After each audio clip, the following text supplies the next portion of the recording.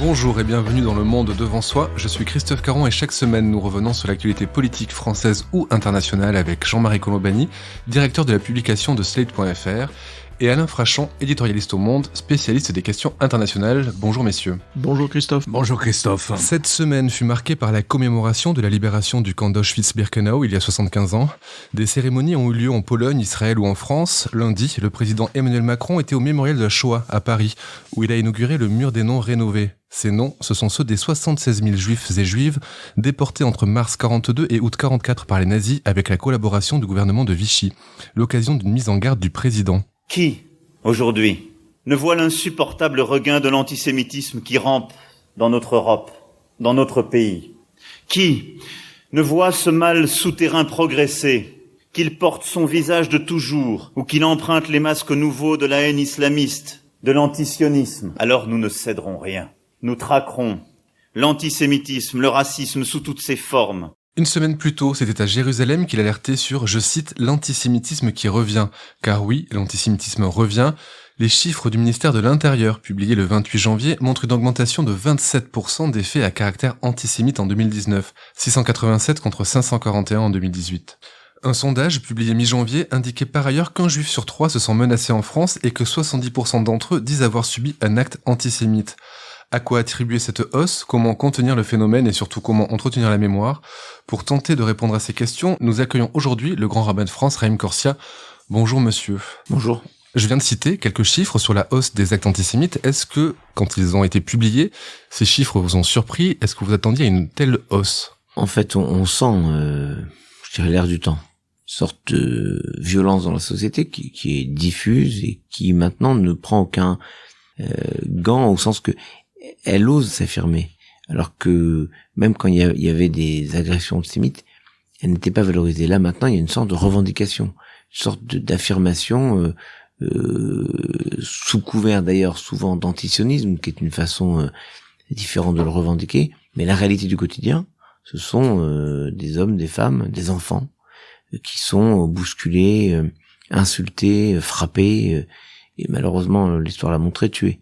Et ça crée une sorte de sentiment de risque qui augmente avec les images des tombes taguées. Alors vous allez me dire, les tombes, il n'y a pas de blessés, mais c'est la mémoire, c'est le sentiment qui est touché, c'est-à-dire ce sentiment d'insécurité qui grandit en permanence. Donc même s'il y a une seule tombe qui est taguée, c'est terrible parce qu'on rentre dans une logique finalement assez proche de celle du terrorisme, qui consiste à dire tout le monde est atteignable, tout le monde peut être une victime, tout le monde peut être touché. Donc personne ne peut vivre en sécurité, quel que soit l'endroit. Là, il est évident qu'il y a des endroits en France, mais ça avait été décrit dans un livre, mais en 2002, il y avait un livre qui s'appelait Les territoires perdus de la République, 2002, où c'était décrit. Finalement, la République se fragilisant, s'affaissant, se rétractant, elle ne pouvait plus assumer la protection des citoyens juifs de la même façon dans tel ou tel endroit. Et en fait, les territoires perdus de la République ne parlent pas du judaïsme. Ils parlent de la capacité de la République à proposer une espérance commune. Et maintenant, on vient d'avoir un livre en particulier qui vient de sortir, donc on est quand même 17 ans, 18 ans plus tard, et ce livre s'appelle « Les territoires conquis de l'islamisme ». Et il y a manifestement corrélation entre cette insécurité et cette violence qui mine la société française, mais pas exclusivement contre les juifs, y compris d'ailleurs dans des domaines où le judaïsme n'a rien à voir. La politique, par exemple, devient hyper violente, et c'est pas les démonstrations des uns et des autres d'ailleurs. Les phrases qui ne servent qu'à démonter l'autre et pas à proposer un argument, qui créent l'obligation d'hurler, de frapper pour exister. Et je pense que ça pose une question profonde, très profonde, dont l'antisémitisme est le signal d'alerte. Attention, il se passe quelque chose dans la communauté juive, et si vous ne voulez pas le voir et l'entendre, alors vous verrez que toute la société sera impactée. C'est ce qui s'est passé dans les années 2000 d'ailleurs. En 2000, on disait il se passe quelque chose, on disait mais non, il y a rien. Et puis si vous en parlez, il y aura des répliques. Moins vous en parlez, mais c'est pas vrai. C'est comme les suicides par exemple. Alors on va dire que je fais des correspondances qui n'ont pas de rapport, mais si, j'ai travaillé beaucoup sur le suicide, et il y a une croyance qui est stupide, qui dit moins on en parle, mieux c'est. C'est faux. parce que les gens pensent qu'en en parlant, on donne des idées à ceux qui pourront avoir une crise suicidaire. Mais la crise suicidaire, elle existe de manière intrinsèque, pas exclusivement avec des éléments extérieurs. Donc moi, je pense que oui, il y a de l'antisémitisme en France, parce que il y a une sorte de dévoiement de la parole. Alors, je ne parle pas d'Internet. Internet est un déversoir de haine, mais pour l'ensemble de la population. Dites, je sais pas moi, la table est marron, vous allez avoir 200 postes qui vont vous dire « mais tu connais rien dans la table, elle est pas marron, c'est crème, c'est marron foncé, c'est marron clair ». Et puis, comme il faut affirmer que l'autre est un tocard, il y aura cette violence. Et donc, moi, je me dis, ok, je suis pas plus habilité qu'un autre pour parler d'antisémitisme. Parce qu'en fait, si on voulait parler d'antisémitisme, il faudra inviter un curé, un pasteur, un imam, pourquoi moi? En revanche, je peux vous parler du principe de la violence dans la société, qui veut que dès les premiers hommes, dès que Caïn et Abel sont au monde, ils se parlent. C'est peut-être violent, mais ils se parlent. Quand ils se parlent plus, Abel est assassiné par Caïn. Donc, si on n'arrive plus à trouver les moyens de se parler, de coexister, tous ensemble, il n'y a plus de société. Jean-Marie Alain, à quoi ressemble l'antisémitisme en 2020 ? Moi, je le lirais, enfin, je suis très frappé par ce qu'a dit le grand rabbin. Historiquement, ça commence toujours par l'antisémitisme et ensuite la violence générale s'installe, historiquement. Donc je suis d'autant plus frappé par ce propos. Il n'y a pas une explication. Je pense qu'on est dans une époque de fondamentalisme. On est dans une époque d'obsession, d'entre-soi, de pureté de ma communauté, etc. Mais il est clair qu'on est dans une époque de fondamentalisme musulman, lequel pointe, indique le juif comme étant le pire des infidèles. Donc voilà, l'antisémitisme, il est lié aussi à ça. Il y a une grande communauté arabo-musulmane en France. Je ne dis pas qu'elle est violente, pas du tout. Mais je dis qu'on trouve souvent dans cette communauté une banalisation de l'antisémitisme, d'ailleurs c'est les vieux stéréotypes de l'antisémitisme chrétien ou catholique. Le juif est riche, le juif complot, on est dans une époque complotiste aussi. Comme dans la mesure où on est dans une époque anti-élitiste, mais le juif fait partie des élites, le juif est riche, mais le grand rabbin nous le dira.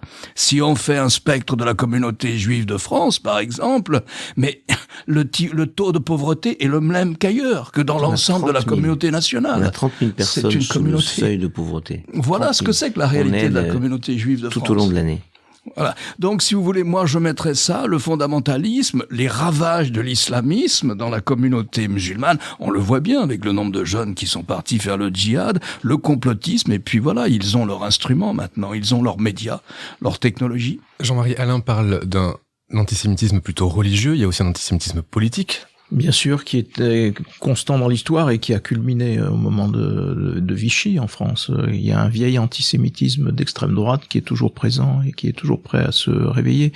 Mais puisque on en était aux comparaisons historiques, moi j'étais toujours frappé par le fait que quand deux courbes se rejoignent, la démocratie est en danger.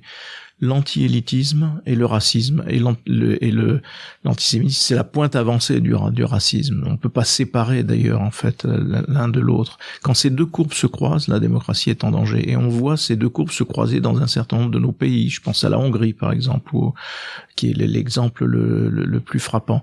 Ce qu'il y a aussi, c'est une banalisation dans les esprits, notamment dans les jeunes esprits, et une absence d'évangélisation de ces jeunes qui soit interdisent parce que le climat de l'établissement scolaire ne le permet pas qu'on enseigne ou qu'on parle de la Shoah, soit qu'il y ait une défaillance complète de l'enseignement dans ce domaine. Et je pense que c'est une des clés de la banalisation quotidienne, dans la vie quotidienne, qui fait qu'un certain nombre de nos compatriotes de confession juive se voient contraints soit de quitter l'école dans laquelle ils mettent leurs enfants, soit voire de quitter même le pays lui-même. Donc on est dans cette période-là où c'est redevenu banal. Raïm Corsia. D'abord c'est formidable ce que vous avez tous les deux, mais je rajouterais, il y a aussi un antisémitisme d'extrême gauche qui vient d'une association Juifs égale Israël. On peut critiquer Israël. La politique d'Israël est critiquable par quiconque, et je vous rassure, les Israéliens le font très bien. Mais critiquer l'existence d'Israël, c'est critiquer un pays d'une manière hors norme. Vous pouvez être contre Maduro, par exemple, mais vous dites pas, je veux pas que le Venezuela existe. En revanche, l'extrême gauche a repris les mêmes termes, les mêmes personnes, les mêmes façons de combattre les Israéliens comme ils combattaient les Juifs. Et en réalité, on a bien vu dans une séquence qui est pour moi très intéressante, c'est quand Alain Finkielkraut est littéralement conspué par des gens, je sais pas d'ailleurs comment il s'en sort, parce que c'était très violent. Lors d'une manifestation de Gilets jaunes, un samedi à Paris. Et il se fait insulter pas de sale juif, il se fait insulter de sale sioniste. D'où l'importance de dire aussi qu'il y a une tendance à assimiler Israël et donc les Juifs à état colonialiste, état d'apartheid, avec des mots qui perdent leur sens. Et moi, je trouve très important de rappeler aussi ça, qu'on doit lutter contre cette idée qu'il y a quelque chose là qui se passe, qui serait la mère de toutes les batailles des démocraties pour, on va lutter contre Israël, pour les Palestiniens, et donc contre les Juifs ici. Ce qui est d'ailleurs un raccourci insupportable, mais qui est l'un des moteurs de certains. La deuxième chose que je voulais rajouter à ce que Jean-Marie Combani disait, et qui est très juste, c'est que oui, c'est difficile dans certains endroits d'enseigner la Shoah, mais moi, je pousserais à tenter une expérience que je vais lancer dans le rectorat de Nancy. Il se trouve d'ailleurs que le recteur de Nancy de l'époque est maintenant le recteur de Paris. On avait tenté une expérience qui consistait à dire, on va envoyer des hommes de religion, des hommes et des femmes de religion, des aumôniers militaires. Pourquoi les aumôniers militaires? Parce que ils sont fonctionnaires d'État, et donc tenus à des règles de non-prosélytisme, de respect les uns avec les autres, et ils ont l'habitude de travailler ensemble. Et donc on les avait amenés dans les écoles pour échanger. Pas simplement sur une vision du peuple juif victime de la Shoah, mais sur ce qu'est le judaïsme, sur ce qu'est l'islam, sur ce qu'est le catholicisme et le protestantisme, parce que je vous rassure, la même méconnaissance sévit dans nos écoles et chez nos jeunes, sur le catholicisme et sur le protestantisme. Et ça a été un grand succès. Et je pense qu'il faut qu'on soit un peu plus proactif. Et moi, par exemple, j'ai commencé à le faire dans les écoles juives, en envoyant dans les écoles juives des prêtres et des imams rencontrer les enfants. Parce que les enfants dans les écoles juives n'ont jamais, en général de leur vie, rencontré un prêtre ou un imam. Et je me dis que la rencontre permet de faire tomber des préjugés. Mais la rencontre, elle se fait sur un côté positif de religion. L'imam va présenter sa religion comme étant sympathique, ouverte, il va parler de l'histoire, et le padré, enfin le prêtre ou le pasteur va parler de sa religion dans une aspiration de partage collective, très républicain finalement. Et je pense aussi qu'il faut qu'on associe les religions à une espérance commune. Je voudrais m'arrêter un instant sur la question de l'éducation. Il y a un sondage qui a été publié le 22 janvier dernier dans lequel on a appris que 16% des Françaises et Français interrogés disaient ne pas avoir entendu parler de la Shoah. Ce chiffre, il monte à 25% chez les moins de 38 ans. Et pour être complet, 10% des Françaises et Français interrogés pensent que soit l'Holocauste est un mythe, soit le nombre de Juifs assassinés pendant l'Holocauste a été largement exagéré. Je reprends la formulation du sondage. Ils sont 23% à le penser chez les moins de 38 ans. Alors, comment se fait-il qu'en 2020, on ait ce genre de pourcentage? Est-ce que c'est un problème dans la manière ou dans la quantité d'heures qui sont dévolues à l'enseignement de la Shoah dans l'éducation? Manière, quantité? Il y a quelque chose d'assez terrible, c'est que on parle de la Shoah au moment de, le 27 janvier, autour de la libération, l'anniversaire de la libération du camp d'Auschwitz. En fait, si on parlait de l'anniversaire des camps, il y a des libérations, je sais pas moi, de Buchenwald le 11 avril 45, donc on pourrait faire aussi autour du 11 avril. En fait, on pourrait faire tout au long de l'année, parce que si on parle des dates d'envoi des convois, il y en a eu tout le temps. Et on nous dit, mais attention, n'en faites pas trop. Bah, ces chiffres nous montrent qu'on n'en fait pas trop. Et que, de manière générale, on n'ose pas expliquer, on n'ose pas revenir, on n'ose pas raconter. D'où l'importance, mais essentielle, des témoins. Alors, on me dit, ils disparaissent. D'abord, ils disparaissent pas. Ils vieillissent. Et puis, mais leur capacité, leur force de témoignage est, de mon point de vue, bouleversante. J'amène avec moi un monsieur formidable qui vient de fêter ses 91 ans, il s'appelle Elie Buzyn. Il était à Auschwitz à 15 ans, libéré de Buchenwald le 11 avril 45. Il a construit une vie surtout après. Et je crois que dans nos sociétés où le moindre petit problème donne le sentiment qu'on est cuit, qu'on est fini, qu'on n'a plus d'avenir, d'espérance, d'entendre des gens pour qui le monde s'est arrêté, pour qui la vie s'est arrêtée, qui sont entrés littéralement dans la chambre de la mort, et qui en sont sortis par miracle, mais qui après ne sont pas restés enfermés dans cette chambre, même si c'est probablement le secret de leur souffrance intime. Mais n'empêche, ils se sont mariés, ils ont eu des enfants, eux-mêmes ont eu des enfants, et ils transmettent. Donc je me dis que notre génération aujourd'hui a un rôle essentiel de courroie de transmission. Nous sommes les témoins des témoins, et donc nous devons nous assurer cette transmission. Et je peux vous garantir que quand je les fais venir, lui ou d'autres, dans des classes, non seulement il y a un silence rare de nos jours dans les classes, ma confiance, je donne parfois des interventions, rares, et puis, ça les touche. Parce que ça leur raconte une histoire de déshumanisation. Or, la réalité de leur monde est un monde déshumanisé. Ce monde informatique dans lequel ils nagent en permanence, qui est un monde virtuel, mais qui est le leur réel, eh bien, brusquement, ils touchent la réalité de l'humanité. Et donc de l'espérance. Et moi, je crois profondément qu'on se prépare à un monde sans beaucoup d'espérance. Et donc, il faut trouver, protéger, entretenir ces petites lueurs d'espérance. Christophe, vous citiez des chiffres de sondage réalisés en France, mais la France n'a pas le monopole de cela. Ce serait intéressant de voir quels sont les chiffres aux États-Unis, par exemple, où il y a un courant antisémite de plus en plus visible et de plus en plus violent d'ailleurs qui s'affirme, mais parce que il me semble qu'aux États-Unis, l'histoire n'est guère enseignée ou très peu enseignée. Donc c'est un phénomène qui ne touche pas seulement nos pays. Alain n'est pas tout à fait d'accord. Pas tout à fait, sur un point, parce que ce qui m'a frappé quand j'étais correspondant aux États-Unis, donc j'étais un Européen, je suis quelqu'un qui vient de là où a eu lieu la singularité de ce crime, et si vous voulez, je savais bien que ici et là en Europe, il y a à Paris notamment, mais pas seulement à Paris, maintenant à Berlin, il y a des lieux de mémoire de la Shoah, mais il n'y a rien qui ressemble au musée de la Shoah qu'il y a à Washington. Il n'y a rien qui ressemble à ça. Ça ne s'est pas passé chez eux, ça s'est passé chez nous. Nous n'avons pas l'équivalent de ce qu'il y a à Washington. Comment vous pourriez décrire ce qu'il y a à Washington? Alors, je vais vous dire à Washington ce qu'il y a. D'abord, c'est une histoire de lieu.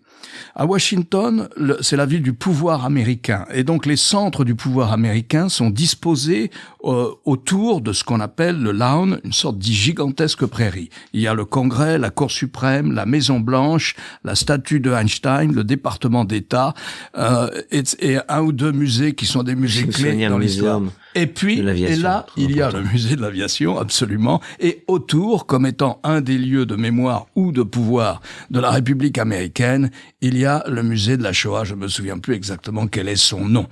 Vous entrez dans ce musée, vous n'en sortez pas neutre. Vous n'en sortez pas. D'ailleurs, il y a plusieurs salles pour vous reposer. Il y a plusieurs salles de méditation qui précèdent la sortie. Et l'idée de ce musée, c'est très américain, ça a été d'essayer de rendre compte de la dimension. Parce que la dimension, on dit 6 millions de juifs, les juifs européens ont été tués, je ne sais pas combien de tziganes aussi, mais et ce chiffre, il est plus que vérifié, il est répertorié, il est calculé au nom près. C'est un des faits historiques les plus avérés, la Shoah. Eh bien, on a du mal à imaginer ce que c'est. Et l'idée centrale de ce musée, très didactique à l'américaine, c'est de vous promener dans ce qu'était le monde juif européen, dans le shtetl, et par village, on dit, ben voilà, par exemple, dans ce village, il y a 400 personnes ont été tuées. Et ils ont récupéré les chaussures. Et vous récupérez les chaussures. Ensuite, vous entrez dans un des wagons qui conduisaient au camp de la mort. Et ils vous disent combien on était dans ce wagon. Tout est figuré de manière à vous donner le début ou l'esquisse du début de l'ampleur du crime. Donc si je comprends bien, ce qui manque un petit peu dans l'enseignement en France en particulier, c'est peut-être une dimension émotionnelle. On est beaucoup sur du fait, sur du chiffre. Je veux pas réinterpréter ce qu'a dit M. Frachon, mais c'est très important. C'est pas que de l'émotion. C'est des faits. Ce sont des faits à l'américaine. Au début, il y a un moment très émouvant parce qu'en fait, on parle de la Shoah, de la destruction, mais on sait pas ce qu'on a détruit. Au sens que, moi, quand j'organise des voyages à Auschwitz, et tous les ans je le fais avec des lycées, une centaine de lycéens, je prends un avion de 174 places qui est bondé, je leur fais visiter d'abord la dernière synagogue d'Auschwitz-Im, donc la ville d'Auschwitz avec son nom polonais, la dernière, où il n'y a plus un seul juif. Parce que dans cette synagogue, il y a une présentation de ce qui était le monde d'avant. Et quand on est à Washington, on marche sur des pavés mal posés, avec des rails de tramway au milieu. On est vraiment replongé à l'époque et on est dans un shtetl. Shtetl, il n'y avait pas les pavés, mais on est à Varsovie, là, dans cet endroit-là, avec le tramway, c'est pas le shtetl, parce que je pense pas qu'il y avait de tramway, ou alors avec des carrioles. Mais on est à Varsovie. Et on voit ce qu'était le judaïsme à cette époque. Des villages et des villes où 60-70% de la population était juive, qui a tout disparu. Mais avec des faits. Et un peu comme dans le pavillon israélien à Auschwitz, où vous pouvez aller chercher un nom, il y a 15 mètres de deux côtés, de feuilles en papier très dur, très lourd, où vous pouvez chercher tous les noms. Et dans notre pavillon, le pavillon français à Auschwitz même, On a bénéficié du travail incroyable, quasi prophétique, de Serge Klarsfeld, de chercher les noms, les lieux, les adresses où ils ont été raflés, ce qu'ils ont fait. Et ça, non, je peux vous raconter un truc incroyable, parce que c'est vrai que c'est important, documenter. Oui, l'émotion, parce qu'en fait, c'est normal, on écrète ces choses-là. C'est tellement insupportable, même moi, qui vais tous les ans à Auschwitz, il y a des salles que je chante. Parce que, effectivement, l'amoncellement de béquilles, de chaussures, de poupées d'enfants, c'est insupportable. Et donc, la revoir, c'est dur. Mais il faut le faire. Il faut le faire parce que sinon, on a tendance à diminuer l'empreinte de cela en nous, et c'est pas sain. Au sens que ce serait trop facile d'oublier, de dire, bon, voilà, il y a eu quelques morts. Non. Il y a eu telle et telle et telle et telle personne. Et un jour, je rencontre Serge Klarsfeld, je lui dis, tiens, j'étais à Mans, dans l'Osère, pour mettre une plaque sur une famille qui a été déportée à partir de ce petit village, et la petite a été cherchée dans l'école. Ils sont venus la prendre à l'école en classe pour la rafler. Et il m'a dit, c'est les Rachnudel. C'est-à-dire qu'il connaît les noms et les lieux de chacune de ces familles. Et moi, je pense important de dire, c'était dans nos villes, pour nous en France. Maintenant, sur l'Amérique, c'est vrai qu'ils ont fait un travail, ce musée hors norme, mais je ne pense pas que ça protège de l'antisémitisme, parce que en Amérique, ils avaient le sentiment que nous, en Europe, on était dévorés par l'antisémitisme, et ils nous envoient des délégations, et ils s'inquiètent parfois pour nous. Mais chez eux, il y a eu les assassinats de Pittsburgh, par exemple. Il y a une recrudescence aussi des faits antisémites, comme en Angleterre d'ailleurs, comme dans toute l'Europe. Donc, c'est une maladie de nos sociétés modernes qui a tendance à vouloir exclure quelqu'un, et que finalement, comme on n'arrive pas à se retrouver en société sur un rêve commun, certains se disent peut-être on pourrait se retrouver en société sur un bouc émissaire commun. Et c'est tragique parce que c'est le début de la défaite de la société. On a parlé d'éducation. Quelle est la meilleure manière pour vous de sanctionner les actes antisémites pour que la sanction ait une portée pédagogique, que ce ne soit pas simplement une sanction? D'abord, il faudrait de la fermeté. Deuxièmement, je pense que la logique de réparation est plus importante que la logique d'enfermement. Je vais vous donner 2 exemples. Il y a 250 stèles qui ont été renversées à Sarre-Union il y a 5 ans. 5 ans. On a trouvé les 5 gamins qui ont fait ça. Il y a une bagarre terrible entre l'assurance des parents, l'assurance de la mairie, l'assurance du consistoire, l'assurance de trucs, l'assurance du machin. Total, les tombes sont toujours par terre. Les stèles sont toujours par terre. Alors, le consistoire a décidé, ça suffit, on va le faire. Mais moi, immédiatement après, on tope les coupables, on définit que ce sont bien eux, on les met 3 mois à travailler avec des maçons à remettre le truc en place. Je trouve que c'est plus efficace, c'est réparateur. Et je crois qu'il y a une notion qu'on appelle en hébreu le tikkun olam, de réparation du monde, qui est essentielle. Parce que s'il y a le sentiment d'impunité, ça devient terrible. Autre exemple, il y a un bonhomme de 63 ans, je crois, qui est arrêté en flagrant délit, il peint des croix gammées, il fait des croix gammées dans le RER. Un homme installé, fonctionnaire d'un département de la couronne parisienne, bon. Il prend 6 mois de prison avec sursis. Ça veut dire techniquement rien. Même si ça figure son casier judiciaire, c'est compliqué pour lui, ok. Quelle réparation obtient la société de ça? Le but, c'est pas de mettre les méchants en prison. C'est qu'on peut rien faire d'autre qu'on devrait arriver à la prison. Le but, c'est la réparation. Et je dirais presque une prise de conscience. Puisqu'on a des gens qui sont dans cette position, alors allons les chercher, puisqu'on les a attrapés. On sait que eux, ils portent quelque chose d'antisémite, y compris actif, pas uniquement dans les idées. Alors allons les chercher, trouvons le moyen de leur faire prendre conscience de cette hérésie que constitue de porter des idées et d'avoir une déclinaison en fait de l'antisémitisme.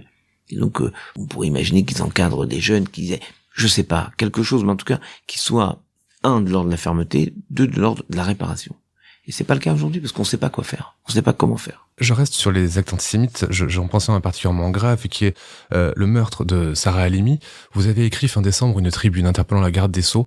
Pour résumer, Sarah Halimi a été tuée par Kobli Traoré, qui a été déclaré irresponsable par la Cour d'appel de Paris. Vous êtes ému de cette décision de la Cour d'appel de Paris, et vous avez interpellé la garde des Sceaux à ce propos. Est-ce qu'elle vous a répondu? Est-ce que vous en avez parlé avec elle? Oui, la garde des Sceaux m'a reçu, et je pense globalement, évidemment, et elle et moi, et d'ailleurs le président de la République aussi, savons qu'il ne s'agit pas qu'elle donne des instructions aux magistrats, ce serait impensable.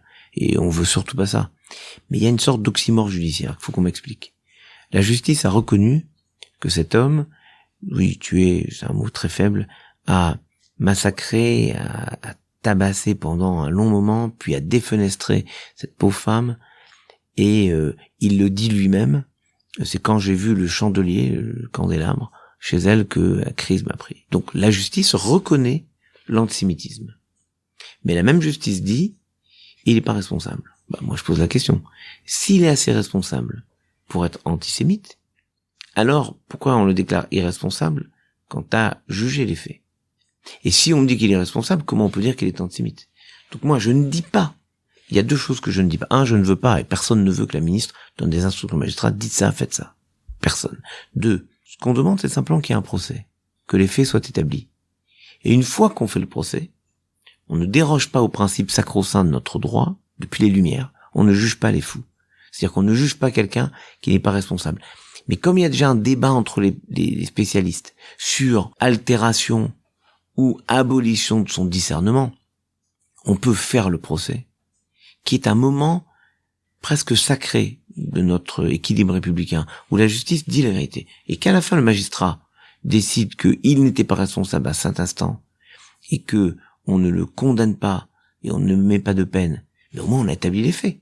Et donc c'est tout ce qu'on demande. On demande que finalement le principe de l'irresponsabilité de celui qui commet le crime, et pas exclusivement quand c'est un crime antisémite, de manière générale, qu'on puisse retrouver cette cautérisation des plaies, c'est le terme que j'ai employé, mais en réalité ça veut dire qu'on établisse une vérité de la justice, et qu'on ne soit pas dans le fantasme, pourquoi il y a eu ci, à quel moment la police est intervenue, et ça crée une sorte de, vous avez raison, une sorte de monde de la conspiration. Pourquoi on fait pas de procès? On s'arrange pour qu'il n'y ait pas de procès, ça arrange tout le monde. Mais non, ça arrange personne. Il faut qu'il y ait un procès. Et après, la justice s'exprime. Si la justice nous dit à la fin du procès, il était responsable, c'est tout. La justice le dit. Comme, je sais pas moi, l'assassin d'infirmières d'un hôpital psychiatrique à Pau il y a une dizaine d'années, personne n'est allé monter au plafond. Il y a eu quelque chose.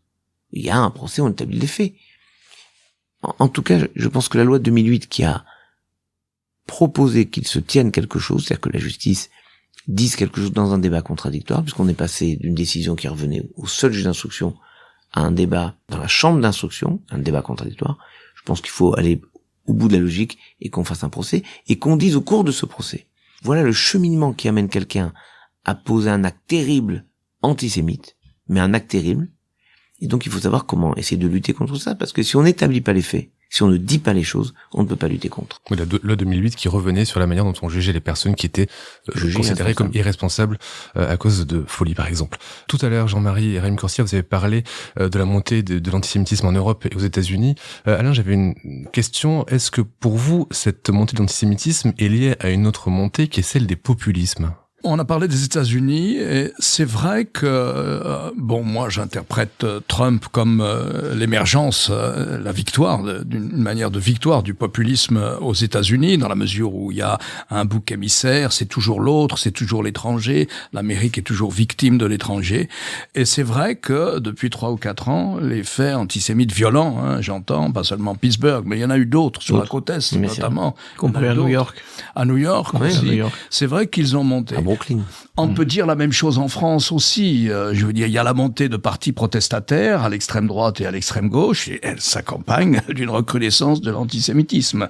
On peut dire que le triomphe du populisme en Hongrie, avec une campagne électorale sur tous les murs du pays, quasiment ouvertement antisémite, contre l'homme d'affaires Soros, on peut dire. Mais en revanche, il y a des pays où le populisme est fort. Par exemple, en Scandinavie, le populisme fait 30% des suffrages, au Danemark ou en Suède, etc. Et je ne sais pas si ça s'accompagne d'une manifestation antisémite. Les Pays-Bas, il y a eu un fort mouvement populiste aux Pays-Bas. Je ne sais pas si ça s'accompagne d'antisémitisme. Je ne saurais pas répondre. Je n'établirais pas immédiatement une sorte de corrélation entre la montée de ces mouvements protestataires à l'extrême droite, à l'extrême gauche, voire dans les partis de gouvernement, dans les associations de gouvernement, de partis de gouvernement. Je ne sais pas si c'est lié directement ou indirectement. Dans certains cas, oui. Dans d'autres cas, je ne sais pas. Raïm Corsia, vous avez en début de ce podcast décrit une situation assez sombre pour les Juifs de France. Quels seraient les mots que vous pourriez avoir à leur endroit pour les rassurer? On sait que de plus en plus sont tentés par le départ du pays. Est-ce que déjà c'est le cas ou est-ce que c'est une vision journalistique? Et comment leur donner un peu d'espoir? C'est pas que je veuille donner d'espoir, c'est qu'en fait j'ai profondément confiance dans la République. quand je vous dis confiance, c'est confiance. Parce que, autant il peut y avoir une frilosité à lutter, c'était le cas par exemple au début des années 2000, lutter contre l'antisémitisme, parce qu'on dit attention, faut pas réveiller des vieux démons, c'est pas possible, il n'y a pas d'antisémitisme en France. Et je réponds toujours, il n'y a pas d'antisémitisme, mais il y a de l'antisémite. Il y a des antisémites contre lesquels il faut lutter. Bien sûr qu'il n'y a pas d'antisémitisme, puisque l'antisémitisme est une doctrine officielle. Une grande différence entre faire une campagne contre George Soros, mais officiellement, en disant la main du pouvoir, fallait voir les photos. C'est l'antisémitisme d'État. Exactement, ce qui est évidemment pas le cas en France. Enfin, en France, les politiques ont toujours, quel qu'il soit, eu les mots justes. Et je pense à Manuel Valls, par exemple, qui devant l'IPA-Cacher dit la France sans les Juifs n'est plus la France. Et c'est quelque chose qu'on avait besoin d'entendre. Ce qui est plus compliqué, c'est le sentiment d'indifférence qu'on a pu ressentir, où les gens se disaient, après tout, dans les attentats, qui meurt dans les attentats? Les journalistes, ils n'avaient qu'à pas dessiner. Les militaires, qui meurent là, ou en Afghanistan, ou en Irak, ou au Mali, c'est le même topo. Les policiers, ça arrive. Et les juifs, on a l'habitude. Et ce que je vous dis est terrible, mais c'est malheureusement la vérité. Après Charlie, les policiers et les soldats et les juifs, il n'y a pas eu l'état d'urgence. Quand est-ce qu'est arrivé l'état d'urgence? Après le Bataclan et les terrasses de café. À un moment où tout le monde s'est senti concerné. Donc maintenant, il faut comprendre que c'est un signal lourd d'alerte. Et je crois que la société globalement a entendu ce signal d'alerte. Et que on va lutter contre l'antisémitisme parce que il s'agit de réinvestir, de mon point de vue, les valeurs fondamentales de la République. En réalité, ce que vous disiez, c'est très juste tout à l'heure, ce que dit Jean-Marie Colombani. C'est quand la République, en 40, il n'y a plus de République, et donc la situation des Juifs est catastrophique. Au moment de l'affaire Dreyfus, la République est fissurée, fracturée, la situation des Juifs est compliquée. Là, faut jamais oublier qu'à la fin du 19e, début du 20e siècle, on a des partis, en France, c'est pas au bout du monde, en France, qui s'appellent les partis antisémites. Le maire d'Alger est élu sur un programme dit programme antisémite. Et je vous parle pas des intellectuels comme Maurice Barrès et d'autres. Je vous parle, et Drummond, je vous parle pas de ça, je parle des gens qui, sur un parti antisémite, sont élus. Et il y a eu le réveil de la République avec la victoire finalement des Dreyfusards, à la fin. Au bout de 12 ans de combat, on a la victoire des Dreyfusards. Mais quand la République vacille, elle est fragile, c'est difficile pour les Juifs, parce qu'ensuite c'est difficile pour tout le monde. Et moi je pense que si on réinvestit et la fermeté, la force de la République, et ce qu'elle incarne comme espérance, alors la situation des Juifs s'améliorera parce que la situation de l'ensemble de la société s'améliorera. Vous pouvez me dire c'est une espérance, c'est gentil. Non, parce que si ça se passe pas comme ça, il y aura plus de République. Ça peut vous faire sourire, mais il y aura plus de République. Ou vous aurez quelqu'un qui vous dira la République c'est moi, ou quelqu'un qui vous dira hasta siempre venceremos hasta la muerte. Et ils vont suicider le pays au sens de, ils vont casser cette espérance de partage pour tous, qui est finalement le fondement de ce qu'est la France aujourd'hui. Merci Raïm Corsia d'avoir accepté de répondre à nos questions dans le monde devant soi. Pour ceux qui voudraient aller plus loin, je rappelle la disponibilité en replay de l'émission sur l'antisémitisme diffusée en début de semaine sur France 2 et le débat auquel vous avez participé après, que vous pourrez retrouver. Je peux rajouter un tout petit mot. Allez-y. Je veux vraiment remercier France 2 parce que je pense pas qu'en termes d'audience ils aient fait de grosses audiences, mais il faut la rendre hommage au service public de faire des émissions qui sont des émissions qu'on peut utiliser ensuite dans les écoles, des émissions où quelque chose d'important est dit. Et on pourra pas dire on ne savait pas parce qu'il y a eu cette émission. Une émission très didactique justement sur les racines de l'antisémitisme en France et ailleurs. Puis il y a une version condensée de Shoah de Claude Lanzmann à destination des lycées et des lycéens. Je ne sais pas si elle est toujours distribuée, mais à un moment on distribuait dans les lycées une version condensée à regarder dans les classes. Je ne sais pas si ça existe encore, mais si ça n'est pas le cas, il faudra le remettre en circuit. Merci messieurs, à la semaine prochaine dans Le Monde devant soi. Merci Christophe. Vous venez d'écouter Le Monde devant soi, un podcast Slate.fr à retrouver tous les samedis matins sur Slate.fr ou sur votre application de podcast préférée. Si vous avez aimé, n'hésitez pas à vous y abonner et à nous mettre 5 étoiles.